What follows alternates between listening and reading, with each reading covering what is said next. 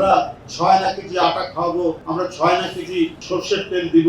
আমাদের নদীতে একতরফা ভাবে পানি প্রত্যাহার করছে পার্শ্ববর্তী দেশ, ফারাক্কা বাঁধ তৈরি করছে। জনাব তারেক রহমানের নেতৃত্বে যে দেশ, এই দেশে কেউ বেকার থাকবে না।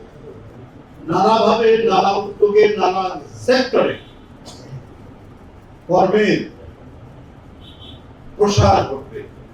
দেখুন, হকার উঠছে, আগে আমরা দেখতাম হকার উঠছে, কিন্তু ও যে বাংলাদেশের একজন মানুষ, তার যে একটা পরিবার চলে, ওই কি বলে হকিং করে যে কাপড় চোপড় বিভিন্ন জিনিস আপনার ফেরি করে বিক্রি করে, এই ফেরিওয়ালারা কি খাবে, এইটা কিন্তু পূর্ববর্তী সরকার চিন্তা করত। কিন্তু এবারে সরকার, তারেক রহমানের সরকার বলেছে ওদের পুনর্বাসনের কথা।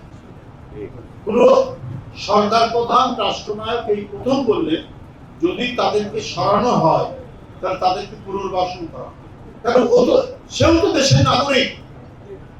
সে বেকার থাকলে তার সন্তান খাবে কি, তার স্ত্রী পুত্র কন্যা খাবে কি?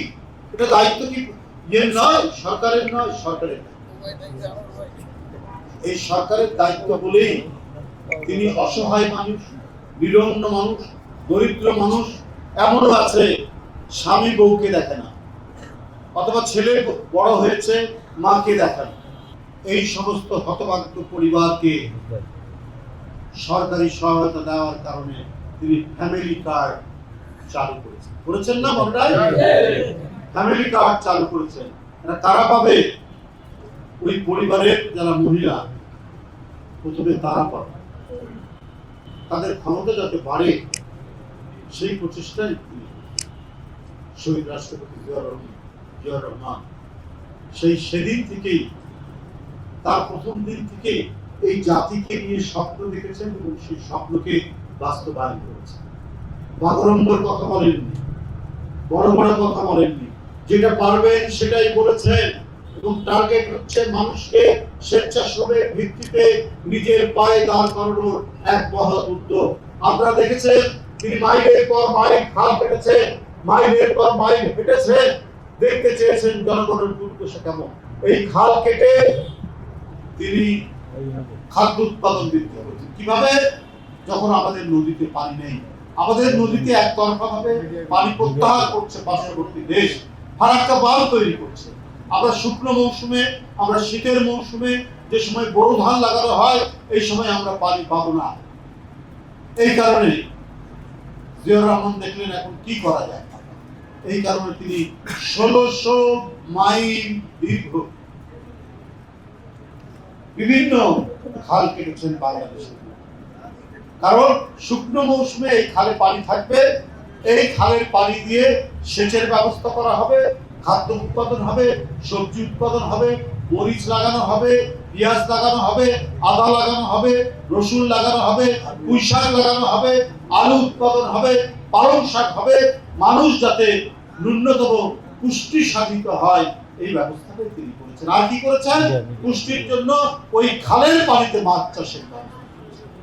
এই জিয়াউর রহমানের কারণেই রংপুর কুড়িগ্রাম অঞ্চলে শাড়ি না পেয়ে মাছ ধরার জাল করে লজ্জা নিবারণ করেছে কে? বাসন্তী দুর্গা, দুই মহিলা, ছবি উঠেছিল আন্তর্জাতিক গণমাধ্যমে। তার মানে কাপড় নেই, খাওয়া নেই, জীবন যাপনের কোনো ঠাঁই নেই।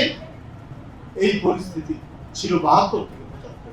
এই যে 17 বছর যে নির্মম ভাবে বাংলাদেশকে দুঃশাসন চালিয়ে, অপশাসন চালিয়ে গোটা জাতিকে আপনার কৃতদাস বানানোর চেষ্টা করেছিল এবং তার প্রভুদের কৃতদাস বানানোর চেষ্টা করেছিল। তার বাবা স্বাধীনতার পর 72 থেকে 75 দুর্ভিক্ষ দিয়েছিল, রাজনৈতিক বিরোধী নেতাদেরকে হত্যা করত, কোন বিরোধী কণ্ঠস্বর ছিল না, কোন সংবাদপত্র ছিল না, কোন রাজনৈতিক দল ছিল না, কথা বলার কোন অধিকার ছিল। আবার যদি অনেকে এই যে পতন হলো শেখ হাসিনা, এদের রক্তের মধ্যে হচ্ছে গণতন্ত্র হত্যা এবং একদলীয় কর্তৃত্ববাদ। এদের রক্তের মধ্যে, ব্লাডের মধ্যে। তারা ভুলিয়ে ভালিয়ে যখন বিরোধী দল থাকে, বাইরে থেকে কথা বলার চেষ্টা করে। মিথ্যা কথা বলার চেষ্টা করে। তার বাবাও কিন্তু 1970 সালে নির্বাচনের আগে বলেছিল আমরা 4 আনা কেজি চাল খাবো, সেই আমলের তুলনায় আমরা 6 আনা কেজি আটা খাওয়াবো, আমরা 6 আনা কেজি সর্ষের তেল দিব। কিন্তু তার পরিণাম দেখেছে মানুষ আম গাছের পাতা চিবিয়ে খেয়েছে, মানুষ কলা গাছের পাতা চিবিয়ে খেয়েছে, তাদের শাসন আমল।